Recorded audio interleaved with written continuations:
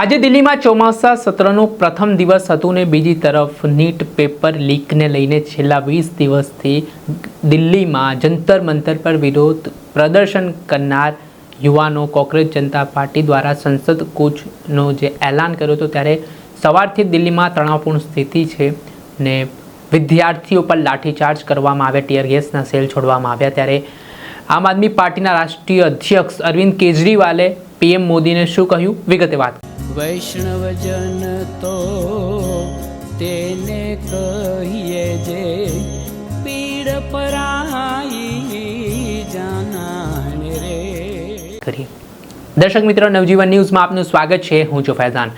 થોડા સમય પહેલા નીટની પરીક્ષામાં જે ગેરરીતિનો બનાવ સામે આવ્યો હતો તેને લઈને કોંગ્રેસ જનતા પાર્ટી અને સોનમ વાંચુક દ્વારા વિદ્યાર્થીઓ છે તેમના સમર્થનમાં છેલ્લા 20 દિવસથી જંતર મંતર પર અને વિરોધ પ્રદર્શન કરવામાં આવી રહ્યો છે। વિદ્યાર્થીઓમાં ખૂબ રોષ જોવા મળી રહ્યો છે। દેશના અલગ અલગ રાજ્યોમાંથી વિદ્યાર્થીઓ છે તે શિક્ષણ મંત્રી રાજીનામું આપે, સાથે જે નીટની પરીક્ષામાં ગેરરીતિઓ થાય છે તે મામલે સરકાર કોઈ કમિટમેન્ટ આપે કે આવું ભવિષ્યમાં નહીં થાય તે માટેની વિવિધ માંગણીઓ સાથે એકત્ર થયા હતા। અને આજે ચોમાસું સત્ર મળ્યું છે તેનો પ્રથમ દિવસ હતો।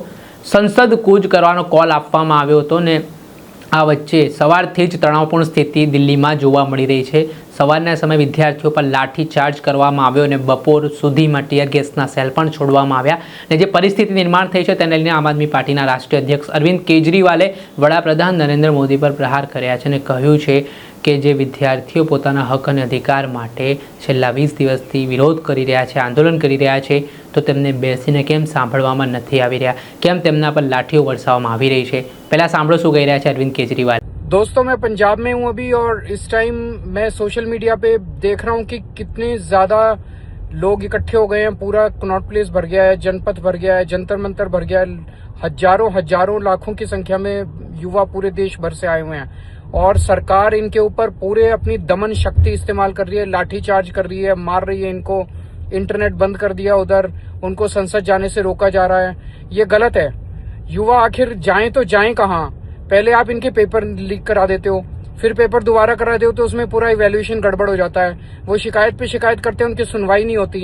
आखिर बच्चे जाएं कहाँ? उनका तो आपने भविष्य बर्बाद कर दिया। अब जब वो आप अपने न्याय मांगने के लिए सड़क पे उतरते हैं तो आप उन पर लाठीचार्ज कराते हो। ये तो बिल्कुल सही नहीं है। बच्चों में बहुत ज्यादा गुस्सा है। मैं मोदी जी से कहना चाहता हूँ कि बच्चों के गुस्से को संभालिए, नहीं तो ये आपके लिए बहुत भारी पड़ेगा। बच्चों के साथ बैठ के बात करो। हमारे बच्चे हैं, हमारे देश के बच्चे हैं, इनके साथ बैठ के बात क्यों नहीं करते? इतना क्यों अहंकार है? मेरे साथ पंजाब के भगवंत मान साहब भी हैं, पंजाब के मुख्यमंत्री, वो भी अपनी बात रखना चाहते हैं। 1 मिनट।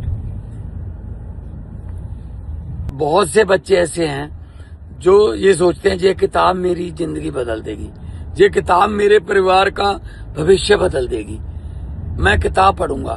सुबह सुबह 3 बजे का अलार्म लगाकर बच्चे बैठते हैं। सिटिंग 14 घंटे की सिटिंग होती है, तब जाके कहीं वो नीट का एग्जाम की तैयारी करते हैं। अब एक दिन पता चले 2 दिन पहले जी वो तो पेपर लीक हो गया। वो तो बड़े बड़े जो अमीर बंदे थे उन्होंने पेपर खरीद लिया, उन्हीं के बच्चे आएंगे। तो ये तो बिल्कुल सही नहीं है।